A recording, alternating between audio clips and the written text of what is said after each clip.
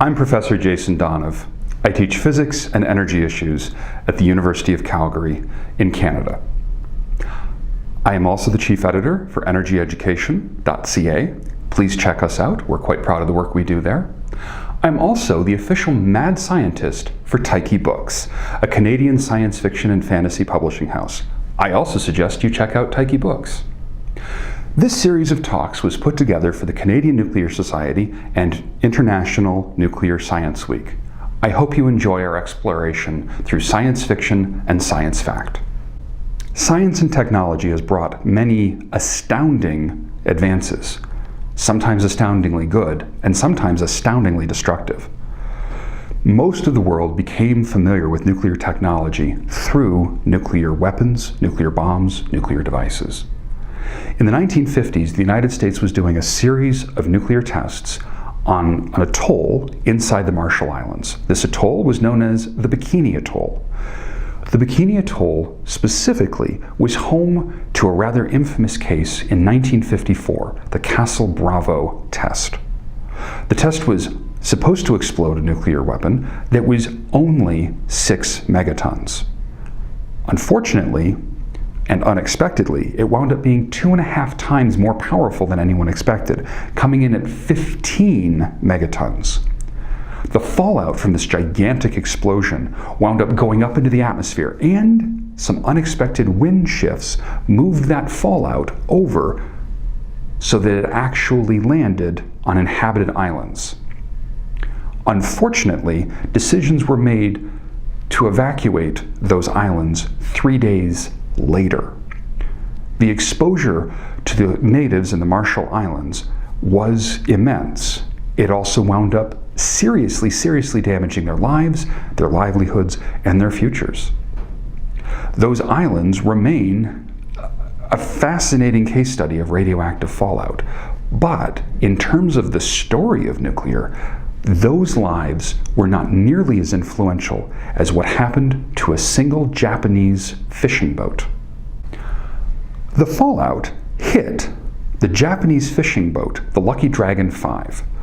Of the 23 crew members of the Lucky Dragon 5, all of them got an acute radiation exposure and developed acute radiation sickness.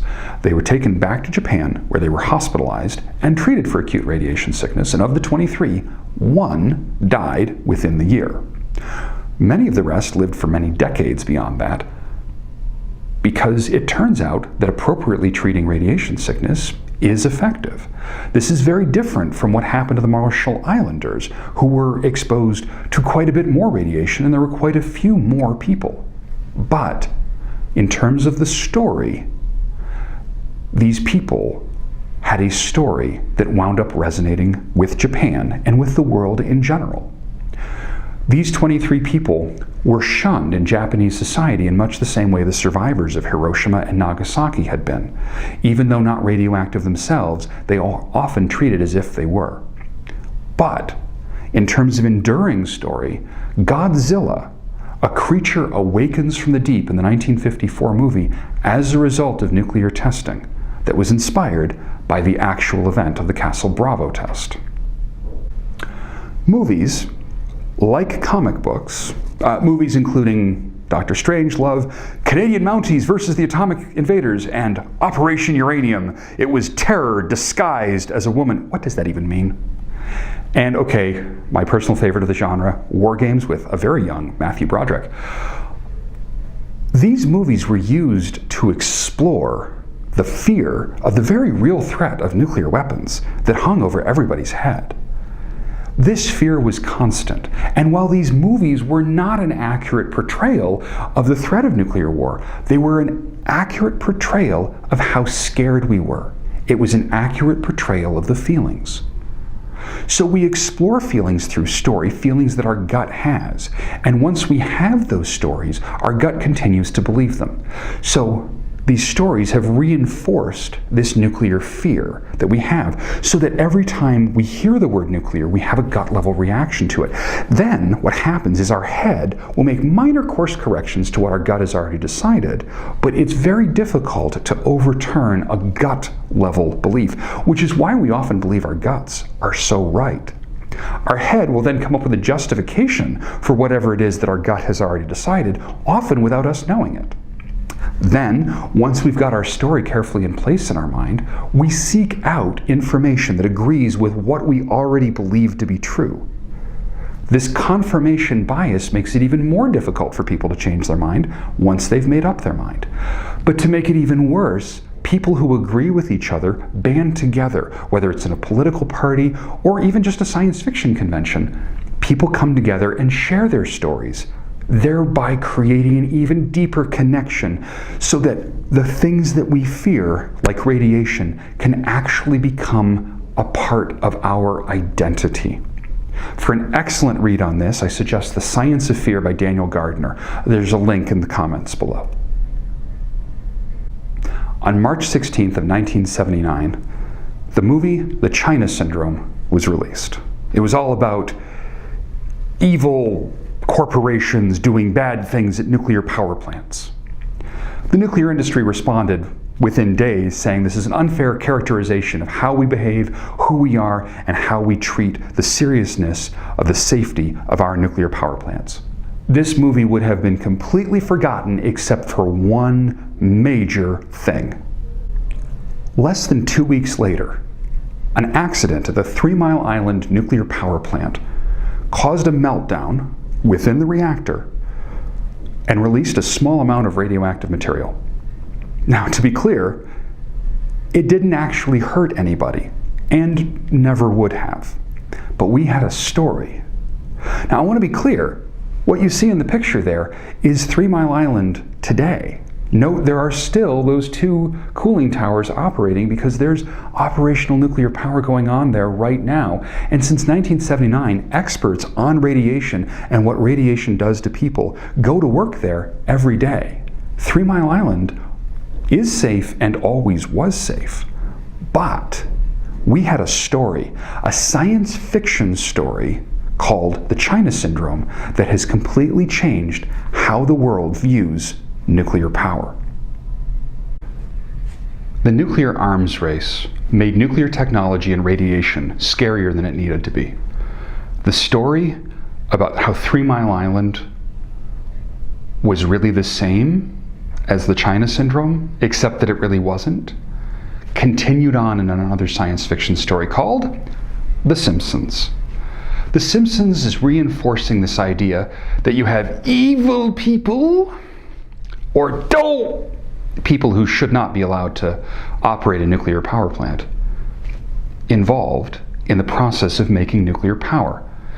This story is a further reinforcement of false evidence appearing real. This fear distorts the actual danger. To be clear, we do need to make sure that we take care of nuclear power plants properly. But we do take care of nuclear power plants properly. But we're so scared that we're not really seriously considering nuclear power to be a significant part of the fight against climate change. Now, climate change is catastrophic. But we're not as scared of climate change as we are scared of nuclear power. Why? The stories about climate change don't resonate nearly as much as the stories about nuclear power. Things that are dangerous are not necessarily as scary as some of the things that are not dangerous. Our gut is actually steering us wrong. When you're in a zoo, lions can be dangerous, but we build a cage properly to enclose the lion. It turns out that there are more injuries due to zookeepers not treating zebras properly because we're not scared of zebras. We need to have a healthy respect for nuclear power, and we do. We need to have a healthier respect than we do for climate change. Nuclear has been so scary that the response has been to forget everything and run. Fear, once again. But it's not just the general public's response. It's been the nuclear industry's response of the public's fear. The nuclear industry needs to do something differently with these stories. Nuclear technology allows us to detect leaks, do material research, have nuclear medical imaging and diagnostic techniques that save thousands of lives every year. Safety inspections on welds for airplanes and so forth also save thousands of lives every year. Smoke detectors work with americium-241, saving once again thousands of lives per year. All of this is on top of the technology that is possible with nuclear power generated electricity that could in fact save hundreds of millions of lives in the coming century. Nuclear technology has amazing, amazing power. But what's the story we tell? Our stories are important. We need to think about our stories. Our feelings are real, but they are not reality. And our stories are a reflection of those feelings. The nuclear industry has been scared for far too long about talking about how nuclear science and technology can address some of the biggest problems facing the world: food shortages, disease, climate change. It's time for the people in the nuclear industry, people who are passionate about nuclear, to figure out how to tell their story, how to tell your story, your part of this nuclear science and technology world. It is time, with this final FEAR acronym, to face everyone and retell. Just like I said back at the beginning of this entire video series, Anthony DeMello points out that the shortest distance between a human being and the truth is a story.